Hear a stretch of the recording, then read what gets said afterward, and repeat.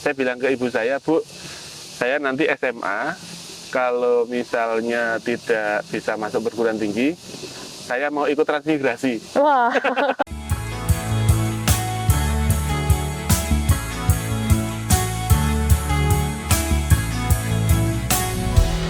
Assalamualaikum warahmatullahi wabarakatuh. Selamat pagi Sobat Bio yang ada di rumah. Jadi hari ini kembali lagi di podcastnya Biotrop Biosing. Hari ini kita ada di kebun jatinya Siameo Biotrop di Bogor. Dan hari ini kita kedatangan tamu yang luar biasa. Sebenarnya bukan tamu ya, Sobat Bio. Jadi di sini setelah hadir bersama kita pemimpin baru Siameo Biotrop, Direktur Siameo Biotrop. Jadi tahun 2026 ini Biotrop sudah ada direktur baru yang luar biasa. Sebelumnya kita akan perkenalan terlebih dahulu. Selamat pagi, Prof. Selamat pagi, Mbak Alia. Ya, jadi terima kasih banyak telah datang, Prof, dan menyempatkan hadir di podcast hari ini. Mungkin Sobat Bio sudah penasaran, Prof. Di sini Direktur Siameo Biotrop yang sudah kemana-mana nih, Prof, infonya. Mungkin Sobat Bio ingin berkenalan langsung dengan Prof Edi. Boleh izin perkenalan dulu, Prof. Oke, kenalkan saya Edi Santosa. Biasanya panggilnya Edi. Walaupun kalau di kampus ada yang manggil Prof, tapi kalau di Biotrop, kalau bisa nggak usah. Oh iya, baik. Karena itu biasanya murid saya. Jadi sebelum bergabung ke Biotrop, saya adalah dosen di Departemen Agronomi Hortikultura, Fakultas Pertanian IPB. Dan 5 tahun terakhir, saya sebagai Ketua Departemen. Oh, ya. Itu kan? Ketua Departemen di Departemen AGH. Di Departemen AGH, ya, Fakultas Pertanian. Iya. Kemudian sebelumnya saya sebetulnya bergabung ke PNS itu 1996. Udah lama banget ya? Saya belum lahir, Prof. Belum lahir. 1996. Kemudian begitu gabung, saya langsung ambil S2, lulus tahun 2000. Lalu saya jadi visiting scientist di Jepang, ya, visiting scientist sampai 2003. Oh ya. Lalu ngambil S3, lulus tahun 2006 di Tokyo University, ya, di Jepang lah, intinya lah gitu ya. Ya. Ngambilnya adalah Global Agriculture. Global Agriculture. Jadi walaupun kalau di kampus saya ngajarnya adalah agronomi, tapi karena kita terekspos di Global Agriculture, ya kita mau tidak mau mempelajari ilmu di luar agronomi. Oh iya, iya. Kemudian setelah itu saya jadi apa istilahnya ya, visiting professor Oh, begitu, Prof. sampai 2010 2010. di Jepang, kemudian di beberapa negara ya. Lalu dipanggil pulang, Oh, dipanggil pulang oleh pemerintah, gabung di tim kepresidenan Oh. sampai tahun 2014. Betul.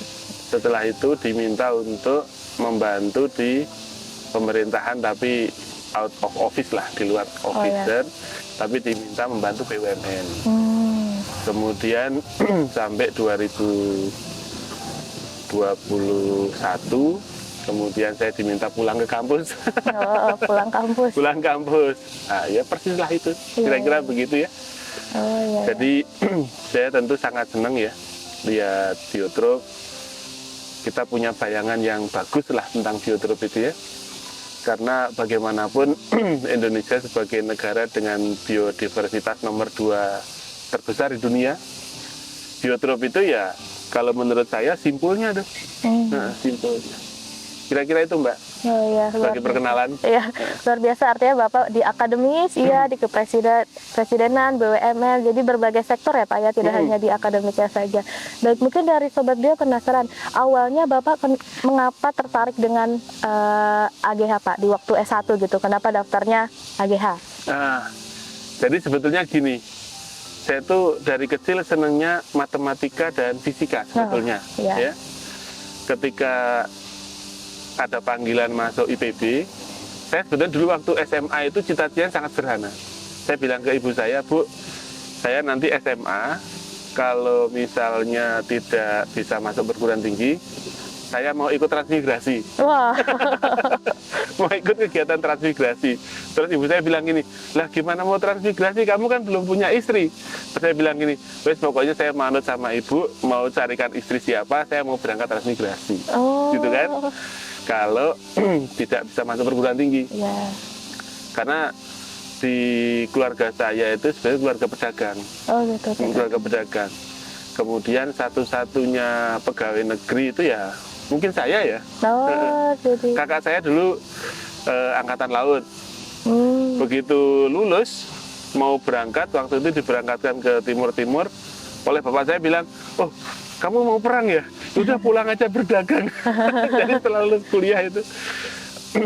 Jadi saya yang pegawai negeri kayaknya hanya saya aja gitu. Nah tapi begitu SMA kan kebetulan itu ada undangan dari IPB.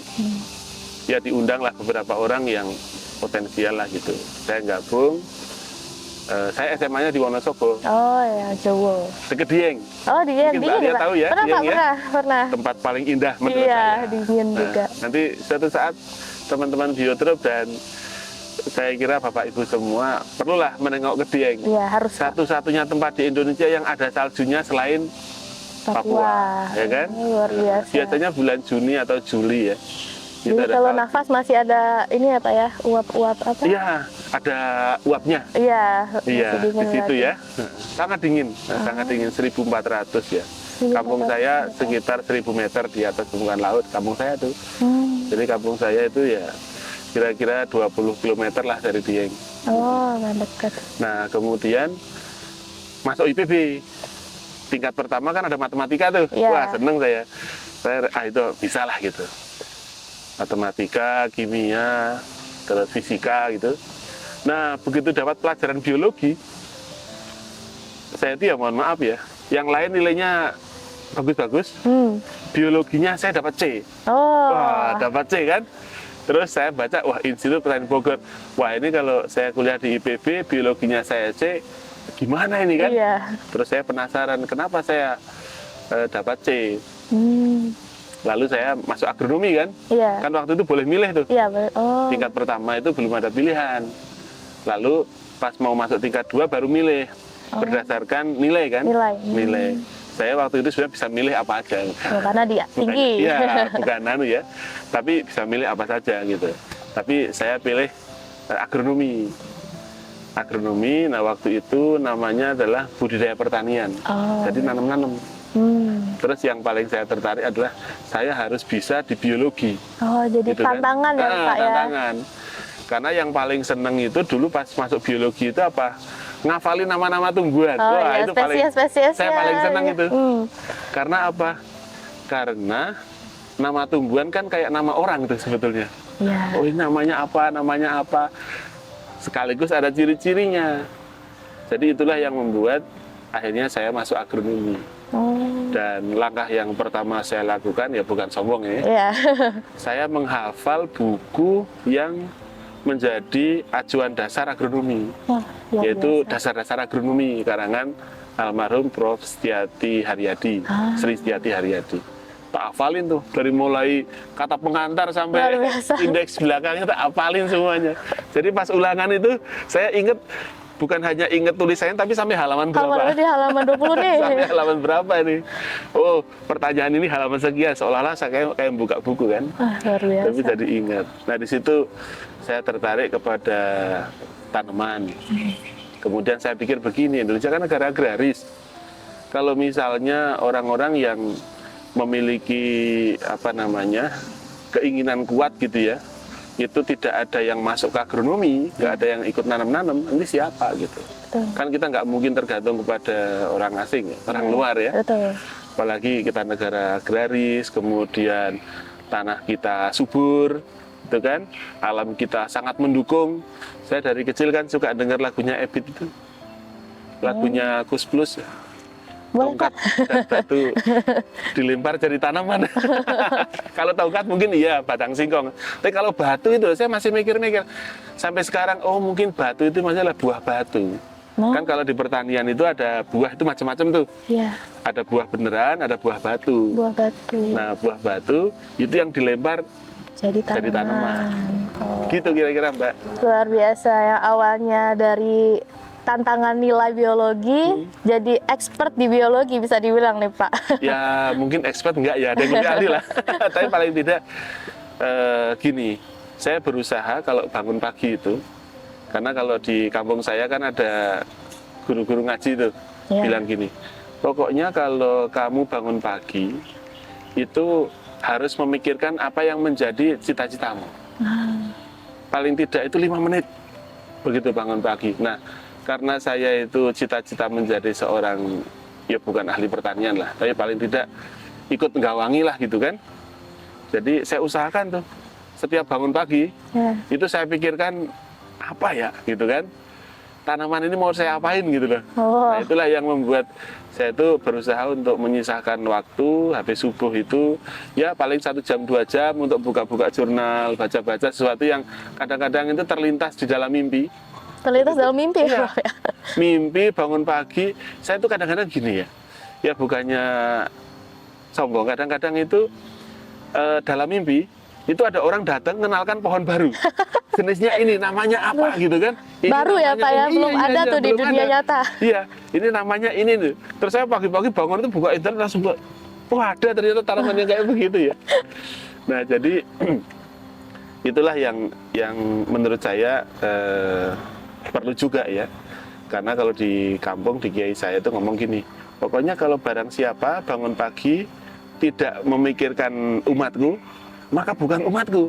Nah, bayangan saya nih, saya terlahir sebagai, jadi keluarga saya, bapak saya itu sebetulnya pedagang dan juga petani.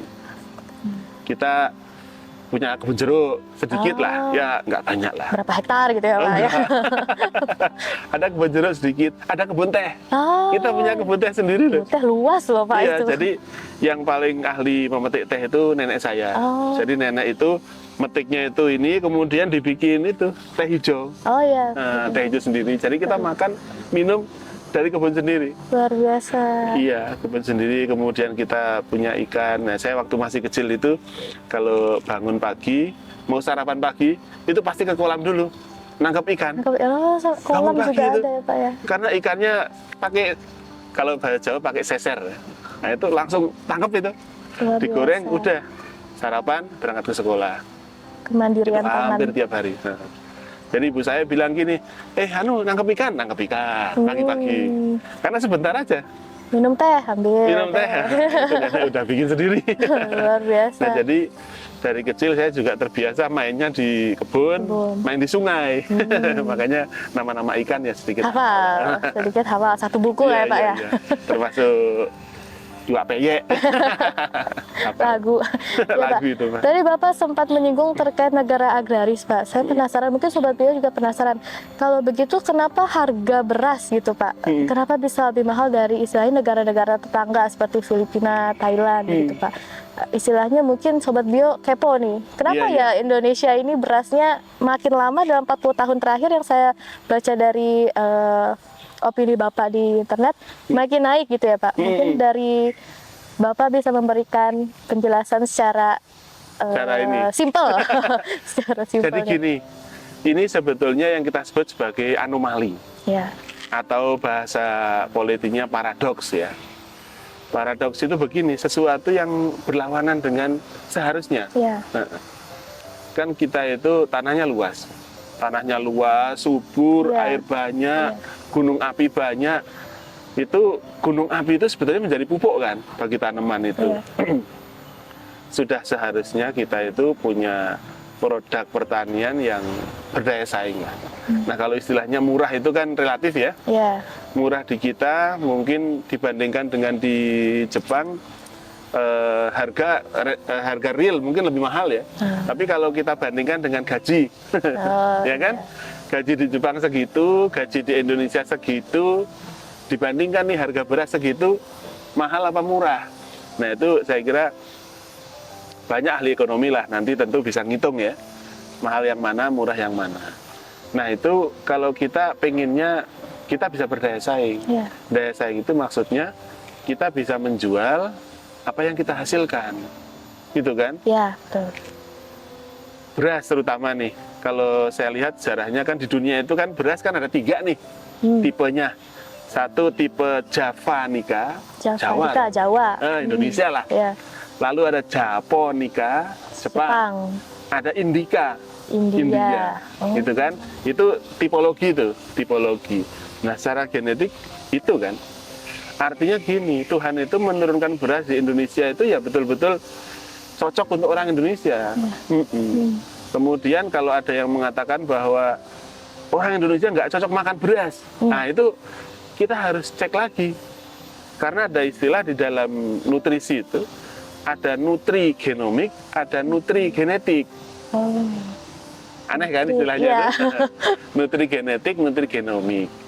Jadi apa yang kita makan itu bisa merubah gen kita. Gen dalam tubuh ya Pak? Gen dalam tubuh. Contohnya apa? Yang udah jelas, yang udah ada penelitiannya itu susu sapi. Murni Itu ya Pak dulu, ya, ya. murni.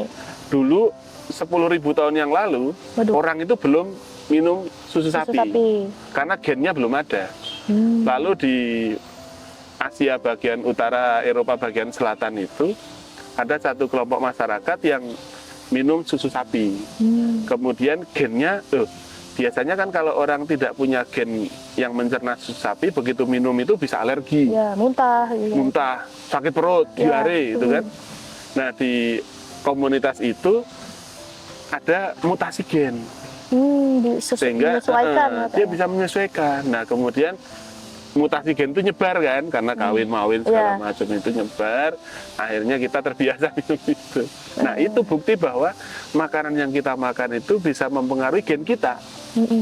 Gitu kan. Yang kedua, gen kita itu kan membutuhkan makanan tertentu agar terekspresi dengan baik.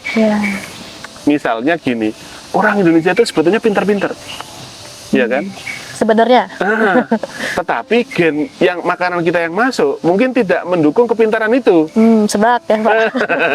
Sehingga apa? Sehingga gennya tidak maksimal. Kayak pohon inilah. Sini kan kebetulan saya sangat senang ini ya, biotrop itu punya ini pohon jati nih, bagus-bagus, lurus-lurus, sebelahnya ada kopi ya. Saya lihat subur-subur kan? Lurus-lurus, subur-subur. Nah, ini bukti bahwa tanaman itu ditanam di situ, unsur haranya dari dalam tanahnya cukup gitu kan, sehingga potensi genetiknya itu muncul maksimal ya Pak. Nah, tadi terkait kepada pertanyaan kenapa beras kita mahal, itu kembali kepada struktur produksi kita tuh. Struktur produksi kita, ya ada yang mengatakan bahwa sewa kita terlalu mahal. Kemudian yang kedua, lahan kita kecil-kecil sehingga tidak bisa dikonsolidasikan menjadi lahan yang besar. Nah, itu barangkali struktur produksi itulah yang membuat harga kita itu relatif mahal ya, terhadap pendapatan kita ya. Iya, terhadap pendapatan kita. Ya, relatif. Jadi terhadap pendapatan kita itu relatif mahal. Pertanyaannya gini, apakah itu nggak bisa diperbaiki? Bisa nggak kira-kira? Bisa. Dari apa itu Prof? Petaninya kah, regulasi pemerintah kah, atau? Jadi yang pertama gini, memperbaiki sesuatu itu ya kita lihat masalahnya. Masalahnya udah jelas. Kemudian kalau di pertanian khususnya padi itu adalah struktur biaya. Nah, itu yang kita coba perbaiki. Gimana memperbaiki struktur biaya? Cari varietas padi yang produktivitasnya tinggi, ya kan? Cari daerah-daerah yang dengan input produksi rendah saja hasilnya udah tinggi, nah, kan gitu kan? Berarti nggak usah pakai input yang macam-macam karena memang alamiahnya itu. Nah, kemudian berikutnya adalah lahan yang kecil-kecil itu, ya kita coba konsolidasikan manajemennya. Jadi ada satu manajer yang bantu mengelola lahan itu, bibitnya kita sediakan, itu kan, kemudian ngolah tanahnya dibantu dan sebagainya. Kemudian setelah nanti berhasil, nah sharing dari pengelola itu berapa? Itu bisa menjadi salah satu model untuk ya menurunkan biaya produksi. Kira-kira gitu. Nanti kalau cerita beras bisa lama itu. Bisa. Jadi Sobat Bio sudah tahu ya alasannya begitu ya. Mungkin kembali lagi berbicara tentang tipe kepemimpinan nih Kak, untuk di Biotrop sendiri atau selama Bapak memimpin sebuah institusi atau perusahaan, tipe kepemimpinan apa yang akan Bapak terapkan atau lingkungan kerja apa yang akan Bapak bangun, Pak? Jadi gini, beda antara manajer dengan pemimpin. Kalau manajer itu manage kan, nah kalau memimpin itu berani ngambil risiko. Nah kadang-kadang beda antara memimpin, kadang-kadang gini, ada seorang manajer yang baik tapi dia bukan seorang pemimpin. Ada juga kadang-kadang pemimpin yang baik tapi manajernya kurang. Nah, di dalam ilmu manajemen ya kan ada yang namanya planning, organizing, activity, controlling. Semua resource itu harus kita konsolidasikan. Nah, saya cenderung begini, bersifat kompromistis. Artinya semua sumber daya yang ada itu ingin kita berdayakan. Semua sumber daya nih. Jadi jangan sampai ada yang idle lah gitu. Kemudian membangun kesadaran masing-masing elemen itu. Karena bagaimanapun kalau kita lihat tanaman nih di kayak sini kan, itu ada yang besar, ada yang kecil, ya kan? Ya, walaupun jaraknya sama tuh, ya. Itu sifat alamiah. Yang sudah besar kita terus dukung, ya kan? Kemudian yang masih kecil-kecil nih, ya itu kita fasilitasi, kita bangun gitu. Tujuannya apa? Biar hutan itu nanti tumbuh bareng. Karena kalau di organisasi itu hanya ada satu pemikiran, itu biasanya kurang sustain. Justru yang bagus itu mirip dengan hutan, ya kan? Semuanya. Semuanya gitu kan. Termasuk istilahnya, oh ada ancaman. Ancaman kan bisa gini. Bisa ancaman itu karena misalnya usia. Ya kan? Yang paling sulit itu memimpin organisasi yang sudah besar kayak Biotrop itu. Kemudian ekspektasi orang itu kan udah melihat, wah hebat banget ini dulunya kan. Iya. Kemudian begitu misalnya kita nggak ada karya apa-apa, itu kelihatan banget. Wah ini mimpin, ya kan? Iya. Hanya begini-begini saja gitu loh. Nah padahal di dalam organisasi itu ibaratnya kalau kita masuk hutan, kepemimpinan itu sudah ngitung, oh ini resikonya ada ini kan. Satu rombongan itu mungkin ada yang lari cepat, ya kan? Yang lari cepat kita fasilitasi lari cepat.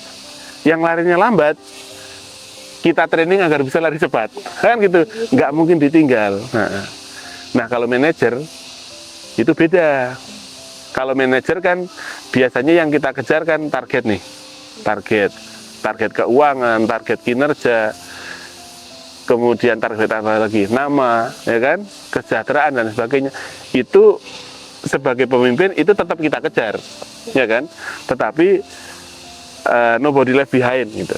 Nggak ada orang yang ditinggal di belakang hanya karena saya ngejar target nih, orang yang nggak perform saya singkirin, tidak begitu. Jadi justru sebagai pemimpin disitulah tantangannya. Kalau semuanya bagus, semuanya sudah prima, ya kayak autopilot kan, ya. Manajer autopilot. Tapi justru karena kita itu menghadapi tantangan yang algoritma biasa itu nggak bisa tuh. Jadi nggak bisa pakai algoritma.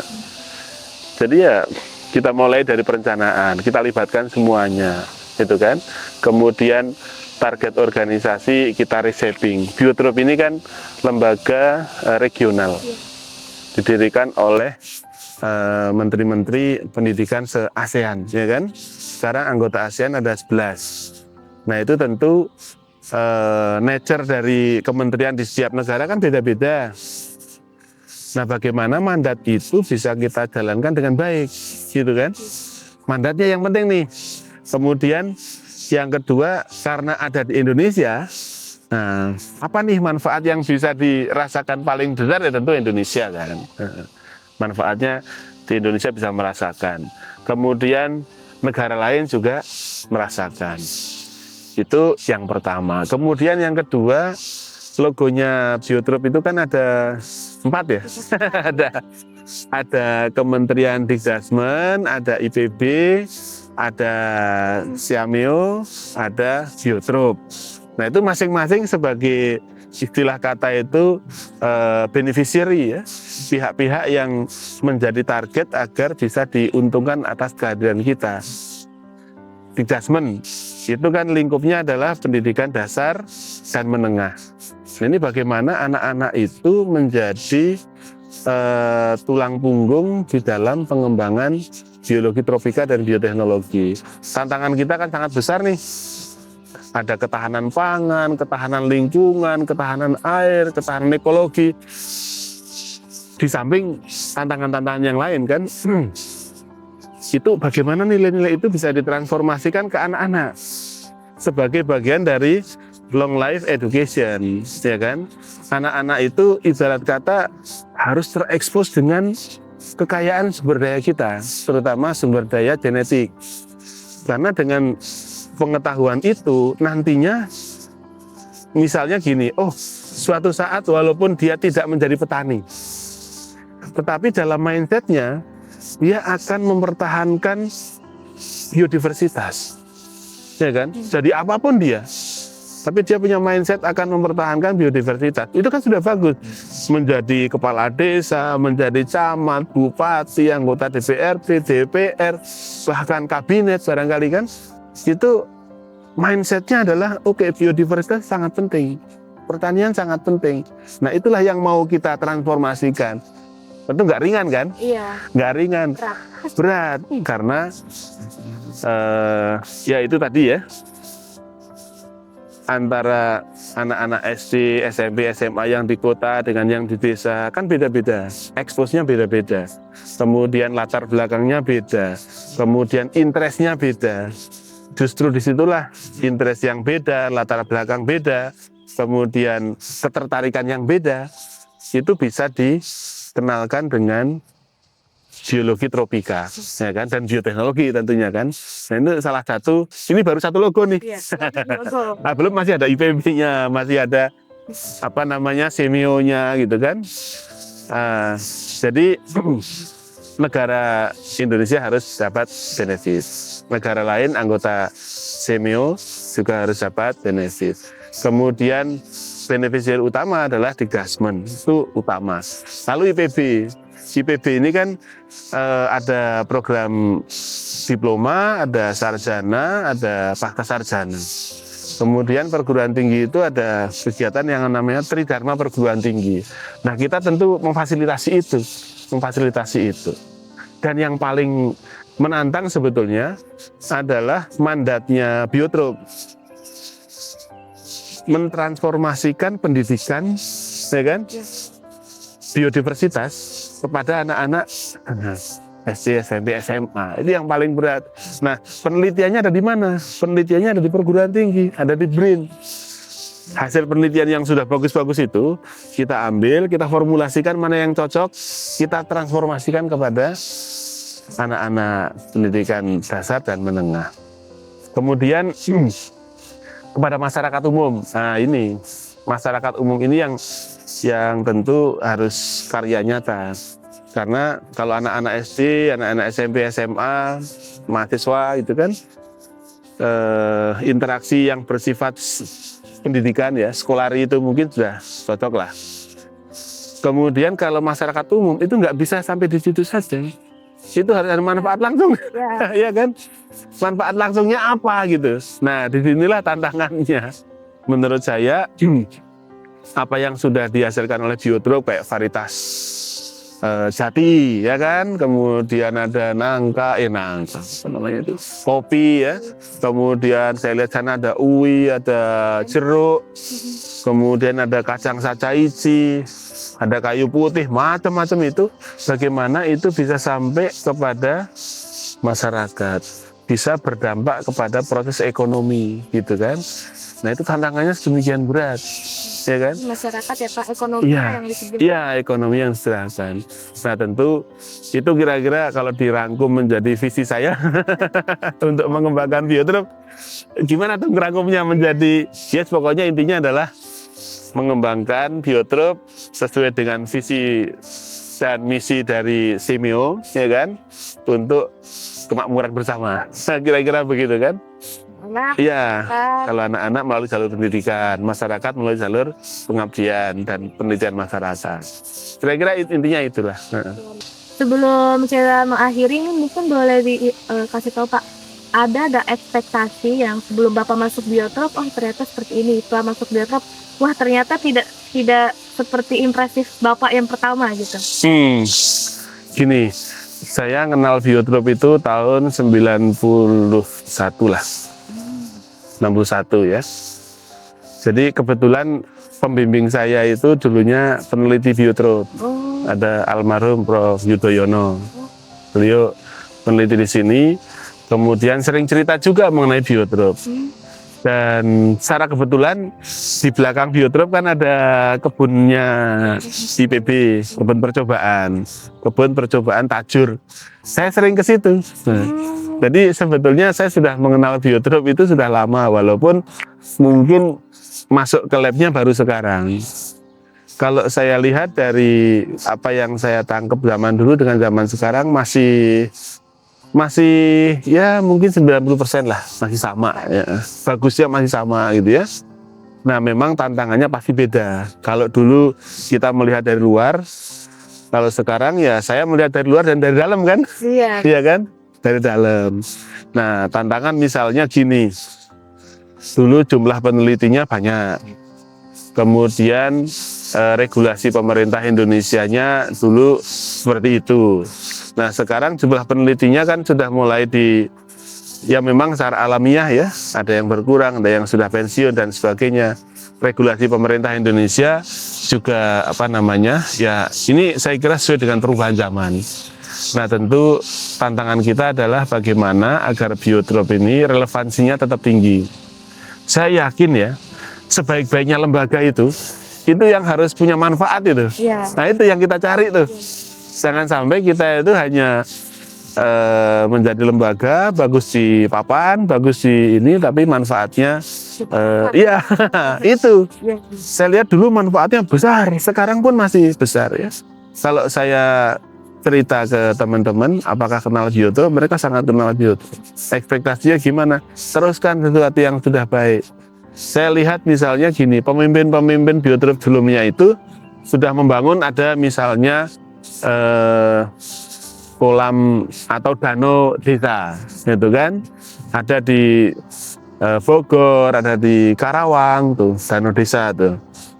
Kemudian ada hutan, kemudian ada taman. Nah barangkali itu ini contoh saja ya, contoh yang sudah bagus, yang perlu kita lanjutkan. Dan yang terakhir, biasanya orang mengeluhkan itu lembaga itu adalah keterbatasan sumber daya. Dan kalau seseorang itu hanya manajer, biasanya ya hanya mengelola apa yang ada. Tapi kalau kita, saya sih ingin tidak sekedar menjadi direktur dalam pengertian manajer ya. Karena kalau direct itu kan hanya perintah tanah, perintah sini. Tapi justru kita ingin memimpin biotrop. Ya artinya keterbatasan sumber daya ini bukan menjadi penghalang, tetapi tantangan. Iya tantangan. Dan bagaimana kita menghadirkan biotrop, kemudian mengetuk pintu masing-masing pihak itu untuk sama-sama membesarkan. Saya yakin banyak jalan untuk mendapatkan yang namanya win-win solution, ya kan? Banyak orang yang memiliki sumber daya besar, ya, tetapi mereka belum terkonek aja dengan biotrop nih. Kalau dilihat dari potensinya, sangat besar itu. Dan itu saya sangat optimis, itu bisa. Tapi syaratnya yaitu kita sama-sama kerja keras, ya kan? Sama-sama kerja keras. Tidak cukup hanya rutinitas pagi datang, sore pulang. Ya harus mencurahkan tenaga lebih besar, berani kita datang ke orang yang belum pernah kita temui, ya kan? Kemudian kita sampaikan idenya. Nah, kalau yang namanya usaha itu kan pasti ada tantangan ya, ada tantangan. Mungkin rasanya, saya rasanya kok ya bagaimana menghadap orang, apalagi misalnya yang lebih muda gitu kan? Ya itu nggak masalah kalau saya, selama kita bisa mewujudkan apa yang menjadi cita-cita bersama. Kira-kira itu Mbak. Ini tujuannya ya Pak ya. Mm-mm. Caranya pun kita lalui bersama-sama. Iya. Jadi jangan khawatir. Nanti kita bawa proposal ke lembaga A ditolak. Yang namanya nolak itu kan bukan urusan saya, urusan dia. Iya. Ya kan? Urusan saya adalah membuat proposal yang bagus, meyakinkan orang lain. Dia menerima atau menolak itu urusan dia. Nah, memang nanti keputusan dia akan mempengaruhi kita, gitu kan. Nah, kadang-kadang gini. Yang paling berat itu justru bukan pada saat kita itu mengajukan proposal, tapi setelah proposal itu kita terima. Jadi misalnya gini, ada teman-teman itu ya, misalnya ngajukan proposal 1, 2, 3, diterima semua. Kan jadi bingung kalau kita nggak prepare. Karena biasanya kita prepare ditolak. Seperti kita mendekati gadis ya. Saya mendekati, wah gitu kan. Saya sudah, di hati saya itu, wah paling ditolak gitu kan. Nah, begitu diterima malah bingung. Wah, diterima nih. Kan gitu. Nah, justru itulah kita harus prepare dengan segenap kondisi. Namanya kita propose, kalau kita kan berdoa nih sama Tuhan kan berdoa. Kita berdoa yang menentukan Tuhan, gitu kan. Nah, kalau kita mengajukan proposal ke orang, ya kita tentu harus berdoa. Kemudian kita meyakinkan, gitu kan, agar sebisa mungkinnya penolakannya kecil. Justru setelah diterima itu tantangan kita adalah gimana kita bisa amanah terhadap apa yang kita janjikan gitu. Karena dengan cara begitu ya insya Allah halangan-halangan yang ada di Biotrop, misalnya regulasi baru, kemudian kebijakan baru dan sebagainya, itu tentu bukan untuk membuat kita itu tidak berdaya, bukan itu, tapi untuk membuat kita lebih baik. Nah, kita harus yakini itu semuanya. Karena ada orang bilang regulasi ini menghambat saya nih, regulasi ini kurang mendukung. Itu sebetulnya cara melihatnya harus dibalik. Regulasi itu kayak misalnya pagar lah. Pagar itu untuk membatasi kita atau menjaga kita? Iya, menjaga kita. Tinggal kita ngelihatnya nih. Kalau kita ngelihatnya sebagai orang yang liar, pagar itu ya menghambat kita. Tapi kalau kita berpikir sebagai orang yang, saya punya sumber daya banyak nih, pagar itu ya untuk menjaga kita, kan gitu. Bendanya sama, regulasinya sama, otak kita yang kita ini kan, sudut pandang kita. Jadi kira-kira gitu. Saya sih yakin ya, sepanjang kita bisa memberikan manfaat yang besar bagi pemerintah Indonesia, jalan tol itu semua tuh, ya kan? Saya nggak yakin itu bahwa ada orang yang mau, katakanlah misalnya membuat lembaga yang sudah bermanfaat kemudian tidak berkembang. Saya nggak percaya itu. Saya percaya adalah kebaikan itu semakin besar kebaikannya, itu semua orang akan mensupport. Oleh karena itu saya selalu optimis lah dengan apa yang ada di Biotrop. Dan bayangan saya dulu, Biotrop begini, sekarang saya lebih bangga lagi, ternyata bener nih. Dulu Biotrop memang besar, sekarang betul-betul besar. Kan gitu ya. Nah, tantangannya adalah itu, sumber daya, kemudian sumber daya macam-macam, Mbak. Kira-kira itu, Mbak. Baik sekali ya Sobat Bio yang dapat kita petik dari pembicaraan hari ini. Tapi Pak, sebelum kita tutup mungkin boleh main game sebentar. Jadi saya sebut 2 kata pilihan, nanti Bapak akan menjawab secara cepat. Iya. Ringan aja Pak. Iya. Padi atau jagung? Padi. Silep atau terjun ke sawah? Terjun ke sawah. Kerja malam atau kerja siang? Wah, ini berat ini, karena saya kerjanya siang dan malam. Dua-duanya berarti Pak? Dua-duanya. Ya, bagus Pak. Baca jurnal ilmiah atau baca berita populer? Saya jurnal ilmiah ya. Jurnal ilmiah. Terakhir lagi, kopi atau teh Pak? Kopi. Mana kopinya? Baik, terima kasih Bapak. Nanti kita ada simbol seperti biasa, Save by Diversity. Nanti izin Bapak pimpin Biotrop. Kita lihat ke kamera, Save by Diversity. Oke. Pak, silakan Pak. Biotrop. Save by Diversity. Wes, mantap. Sampai jumpa di podcast selanjutnya. Ada tadi.